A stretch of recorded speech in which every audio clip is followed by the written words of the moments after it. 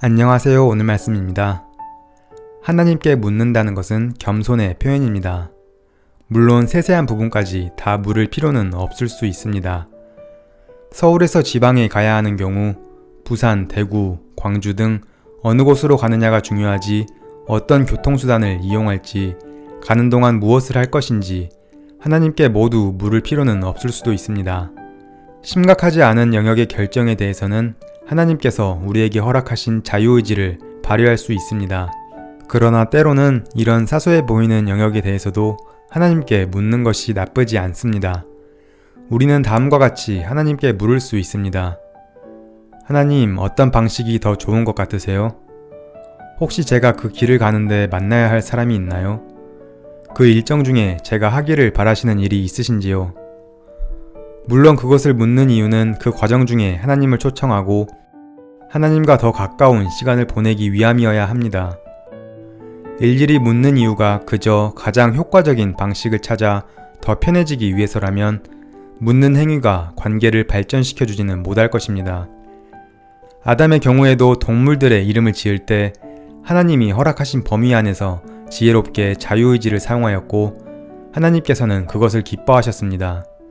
우리도 자녀들이 부모에게 의지하지 않고 스스로 지혜로운 선택을 하는 모습을 볼 때 기특하다고 생각합니다. 그러나 동시에 부모를 사랑하고 배려하는 마음으로, 그리고 부모의 지혜를 존경하는 마음으로 의견을 물어본다면 대견하고 기쁠 것입니다. 하나님께 무엇을 묻는가 하는 문제는 어쩌면 개인적인 선호도나 성격, 성향과 관련이 있을 수 있습니다. 아내는 사소한 것 하나를 사는 것까지도 제게 묻고자 합니다.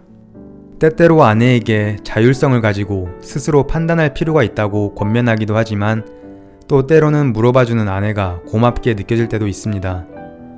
사랑하는 사람이 동의하는 결정을 내리기 원하는 것이고 함께하는 저에 대한 배려이기도 하기 때문입니다. 하지만 저는 주로 아내에게 묻지 않고 순간적으로 물건 구입 여부를 결정하는 경우가 많습니다. 내게 무엇을 살 것인가는 필요의 문제이지 배려나 관계의 문제가 아니기 때문입니다. 따라서 저는 하나님께 이 물건을 사야 하는지를 묻는 경우가 그다지 많지 않습니다. 반면 아내에게는 제게 물으며 같이 쇼핑하는 것이 데이트가 됩니다. 최근 혼자서 무엇을 사야 할 경우가 있으면 아내는 하나님께 여쭤본다고 합니다. 어느 날 아내는 일기에 이런 고백을 적어두었습니다. 딸을 돌봐주는 자매의 시계와 나의 옷을 사려고 지하상가로 갔다. 내가 봐두었던 검은색 조끼는 눈에 띄지 않고 분홍색 옷만 눈에 들어왔다. 분홍색을 좋아하는 딸을 생각하다 보니 분홍색에만 눈이 간다.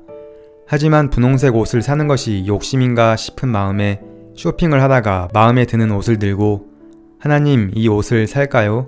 라고 하나님께 묻자 하나님께서 나만이 아는 방식으로 좋다고 대답해 주셨다. 입가에 미소가 번졌다. 쇼핑하는 자리에까지 함께 하시며 딸의 마음을 살피시는 하나님. 옷을 사고 나서 시계를 사려고 지하상가를 돌아다니다가 값도 저렴하고 예쁜 시계를 파는 곳을 발견했다. 몇 개를 보다가 하늘색 시계가 눈에 띄기에 하나님, 이 시계가 그 자매를 위한 시계인가요? 하고 물었는데 하나님께서는 다시 좋다고 대답해 주셨다. 이렇게 아내에게 있어서 하나님은 쇼핑도 함께 해주시는 친근한 분이었던 것입니다. 이 우주를 창조하신 하나님께서는 우리와 더 가까워지기를 원하십니다. 하나님은 자신의 마음 깊은 곳에 있는 감정을 우리와 나누기 원하십니다. 우리의 마음 가장 깊은 곳에 있는 그것을 받기 원하십니다.